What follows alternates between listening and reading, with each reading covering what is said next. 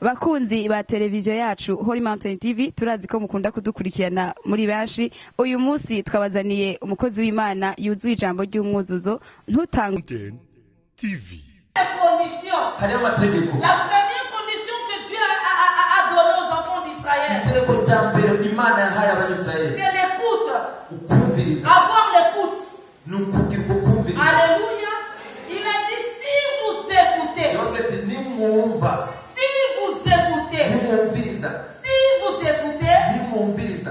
attentivement la voix de l'Éternel.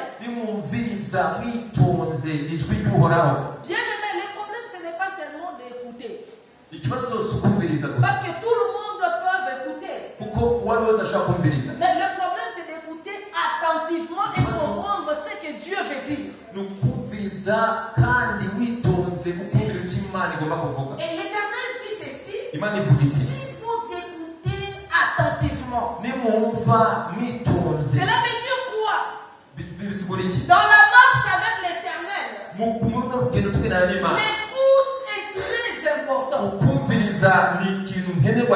L'écoute est mais alors très importante.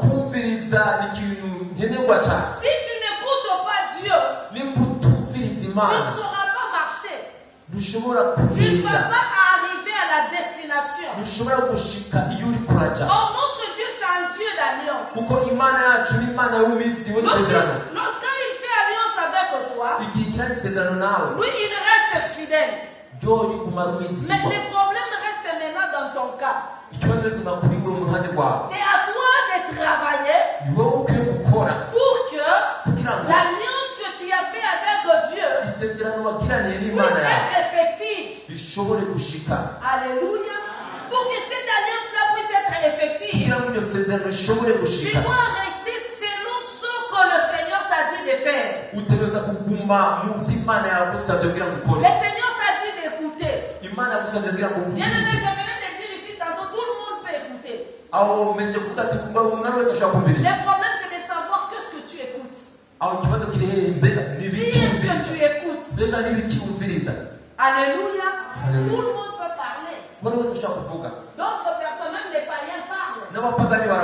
Mais la Bible dit la foi vient de ce qu'on entend. Ce qu'on entend, c'est la parole de Dieu. Pour que tu puisses avoir la foi, tu dois être la personne qui écoute la parole de Dieu. Pour que cette parole puisse créer en toi la foi. Oh, celui qui marche dans l'alliance doit être une personne qui marche selon la foi. Parce que si tu n'as pas la foi, bien aimé, tu ne pourras pas marcher avec l'Éternel. La Bible dit la foi est une ferme assurance de choses qu'on espère. Une démonstration de celles qu'on ne voit pas. Parce que c'est par la foi qu'Abraham a quitté son pays, il a commencé à suivre Dieu.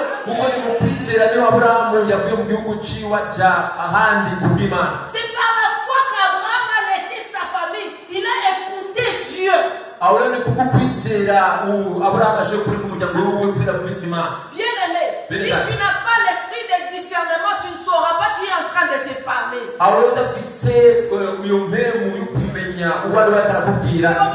C'est comme ça que tu as dit, si tu écoutes attentivement.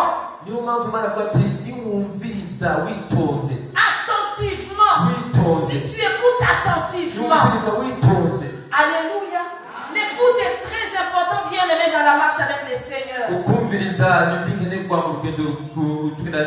Dans la marche avec Dieu, l'écoute est très importante. Qui est-ce que tu écoutes? Tu écoutes Dieu ou bien tu écoutes tes parents? Tu écoutes Dieu ou bien tu écoutes tes amis? Alors que tu veux prendre une décision, tu peux te dire aujourd'hui je prends une décision de servir Dieu. Je prends une décision de faire ceci avec Dieu. Je vais faire alliance avec ce Dieu. Je prends la décision de payer ma dîme chaque fin du mois. C'est une décision que moi-même, Guilain, je prends avec le Seigneur.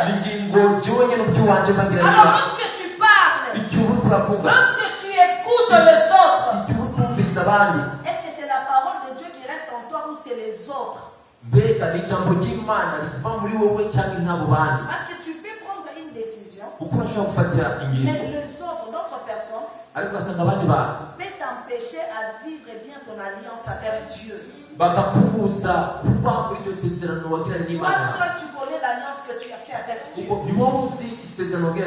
Toi seul, tu connais comment tu es en train de suivre Dieu. Mais il y aura une personne qui viendra à tes côtés pour te dire: maintenant, tu es en train de payer la dîme. Tu viens enrichir les pasteurs. Comme un jour, alors qu'on était à Goma, on était à Goma. Il y a une soeur qui parlait, qui disait à une autre soeur: tu n'entends pas les Swahili. Non, tu n'entends pas les Swahili. Tu n'entends pas les Swahili. Alors elle a dit à son ami: pourquoi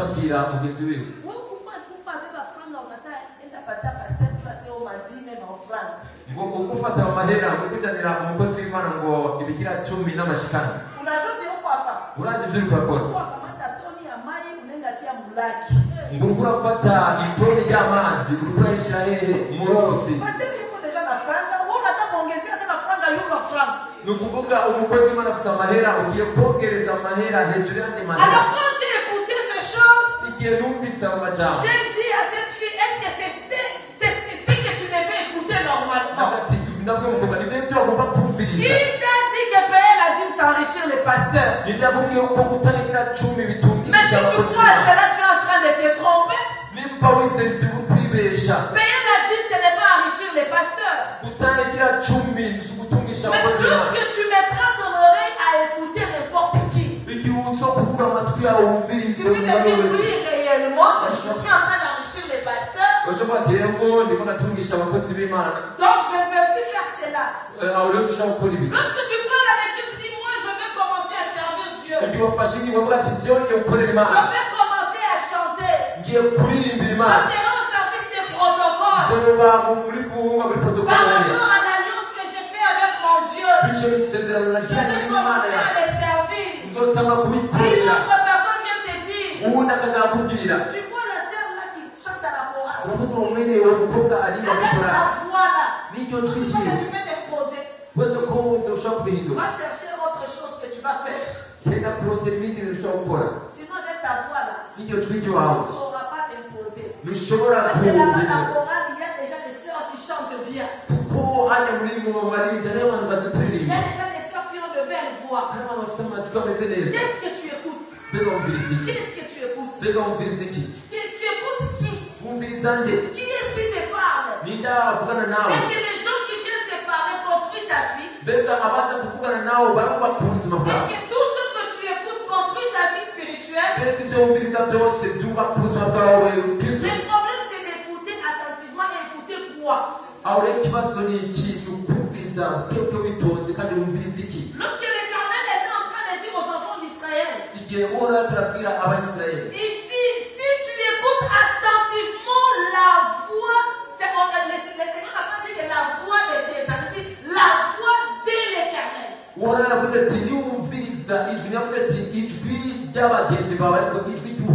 Si tu écoutes attentivement la voix de l'Éternel, cela veut dire que c'est la voix de l'Éternel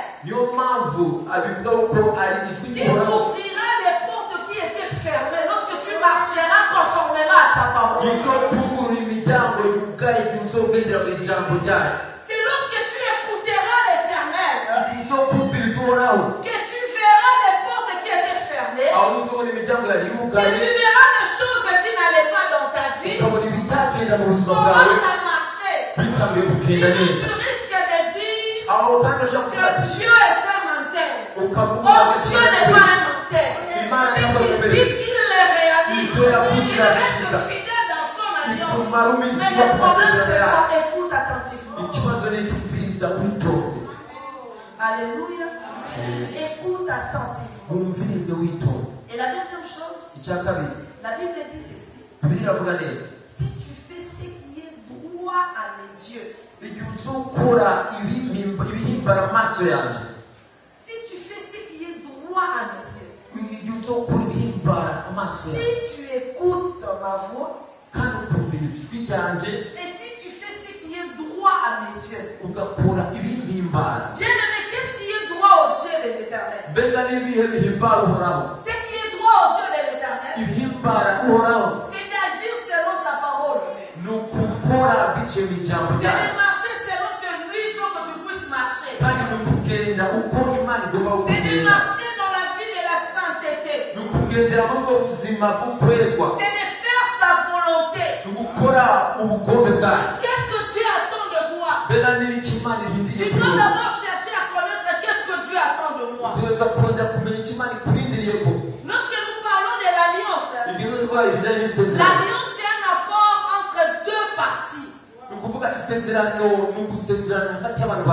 lorsque tu entres dans l'alliance, Dieu connaît sa part. Mais toi, tu dois aussi chercher à connaître et à savoir quelle est ma part dans l'alliance. Si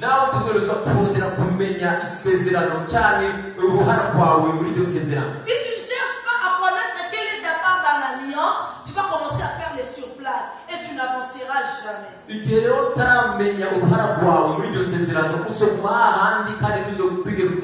C'est comme l'alliance dans le mariage. Lorsque un homme et une femme se mettent d'accord, ils se mettent ensemble, bien aimé dans cette alliance-là, l'homme doit connaître quelle est sa part de responsabilité. La femme aussi doit connaître quelle est sa part de responsabilité. Mais lorsque une partie ne connaît pas sa part de responsabilité, il va commencer à accuser l'autre. Nimba utaragira like kuri page ya televiziyo yacu Holy Mountain TV urashobora kugira like kugira ngo ushobore kubandanya ukurikirana ibiganiro byacu. Il va commencer à croire que tous les malheurs qui m'arrivent c'est l'autre. Voilà pourquoi lorsqu'il y a même un petit problème dans les mariages, c'est l'homme qui fait accuser la femme. Ou c'est la femme qui fait accuser l'homme. Pourquoi?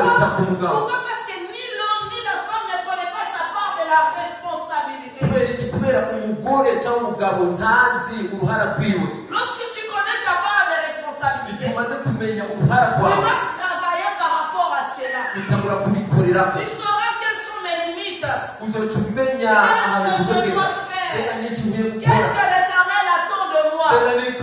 Quelle est ma mission? Quelle est ma mission? Quelle est ma mission? Je dois faire ce qui est droit au ciel de l'Éternel.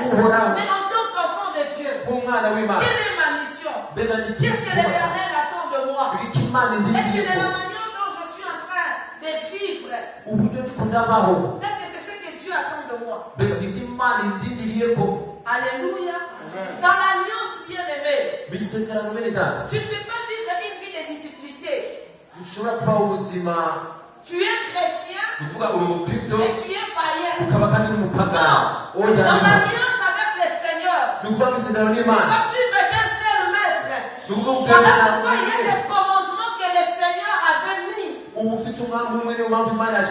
Il a dit que tu serviras qu'un seul Dieu. Alléluia. Tu ne peux pas servir deux maîtres à la fois. Ni tu es chrétien, mais tu ne l'es pas. Alléluia.